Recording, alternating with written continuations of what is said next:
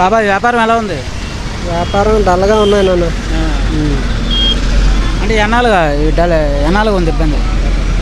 ఎన్నాళ్ళంటే ఈ ప్రభుత్వంలో ఇలాగే ఉంది మరి. అంటే గతంలో బాగుండేదా? చంద్రబాబు అయ్యాను బాగుండేదా? అప్పుడు వ్యాపారం బాగానే ఉంది. ఈ ప్రభుత్వంలో బాగా ఏ వ్యాపారాలు లేవు, ఏం లేదు. చంద్రబాబు ఉన్నప్పుడు వ్యాపారం బాగా ఉండేది కదా. అదే